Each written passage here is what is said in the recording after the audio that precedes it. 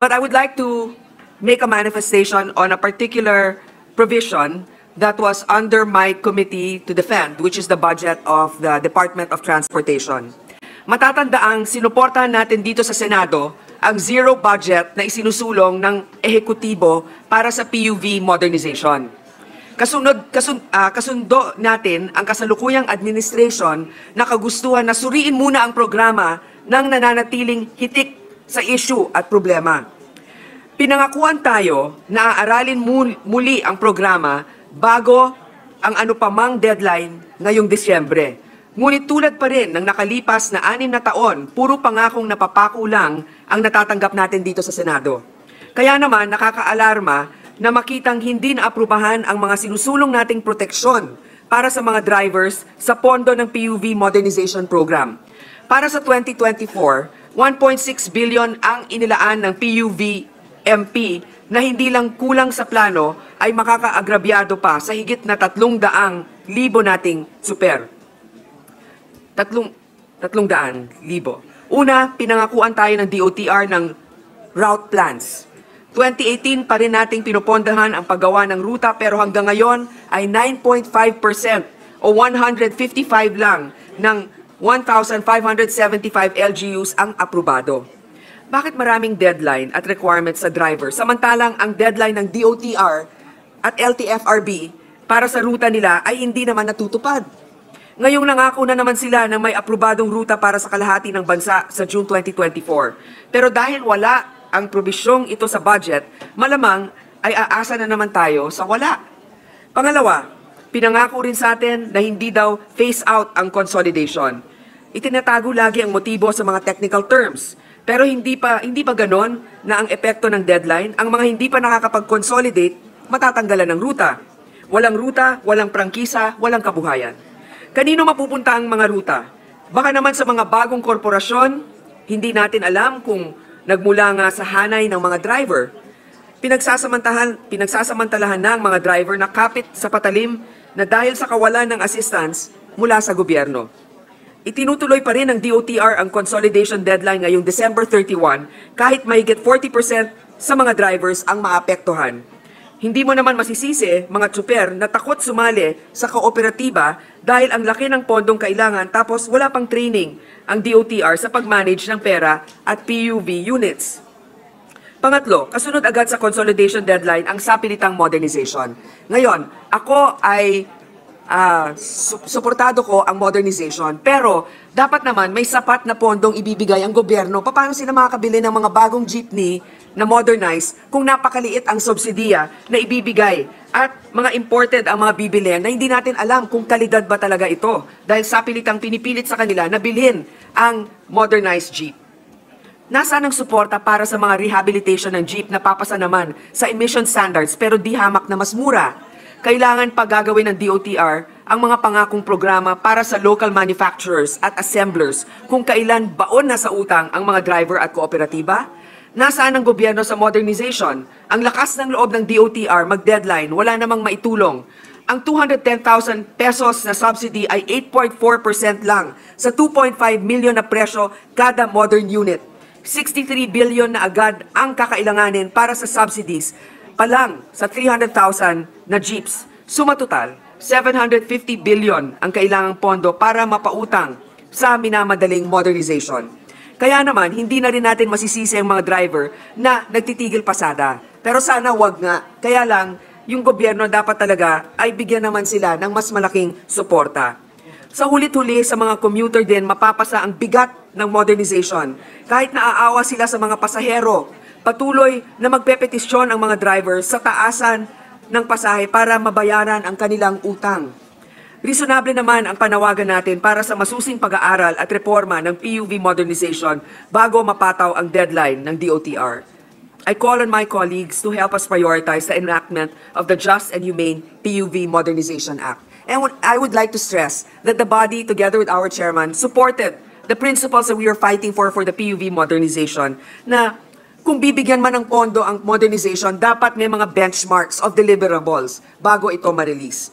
Muli, kung ang kasabay ng modernization ay mawawala ng kabuhayan ang mga libo-libo nating driver at operator, talaga bang matatawag natin itong kaunlaran? Lalo na ngayong magpapasko, huwag nating pabayaan ang ating mga super at operator at ang ating mga pasahero. Maraming salamat po. Thank you very much, distinguished colleague. Mr. President, Senator Pia Cayetano is also seeking the floor. I move that he be recognized, Mr. President. Yes, Senator Pia Cayetano, distinguished colleague, is recognized.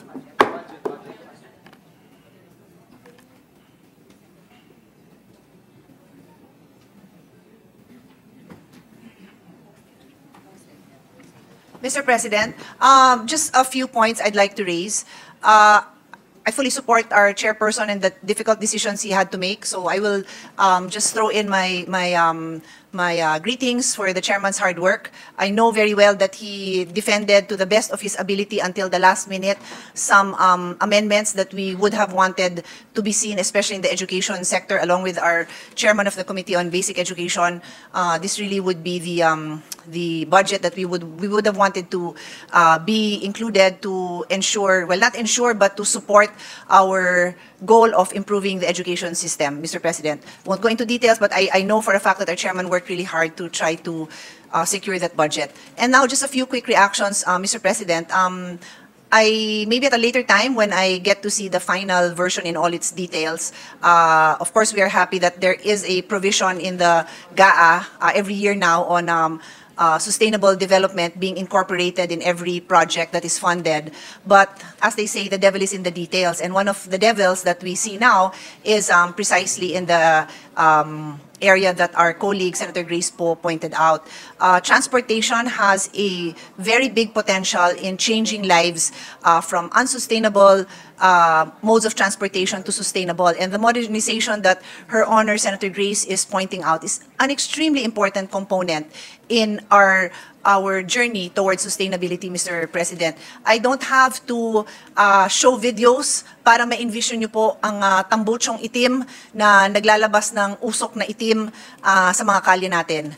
I don't need to show you the numbers because many of you in the hall and our staff and those watching have children who suffer from pulmonary conditions which are caused by unsafe environmental standards, particularly the lack of clean air. So lahat ito affected by this modernization program, and unless we really have the political will to ensure that the budget necessary to help the jeepney drivers transition to more modern and sustainable models, ito po yung, and I'd like to put on record that this is not simply shifting to an e-vehicle type. Time and again, pag lumalabas itong topic ng e-jeeps, I always say, preserve Filipino culture. Paggawa nyo yan dun sa mga jeepney operators and manufacturers ng matatagal na dito sa Pilipinas. There are industries that are dying or have died because slowly namatay ang jeepney industry. And it is natural for this, parang natural selection din yan in the industry sector. Parang survival of the fittest din yan. Kung hindi magaganda ang model, kung mas efficient ang train, then so be it, mabubuhay ang train, mamamatay ang jeep.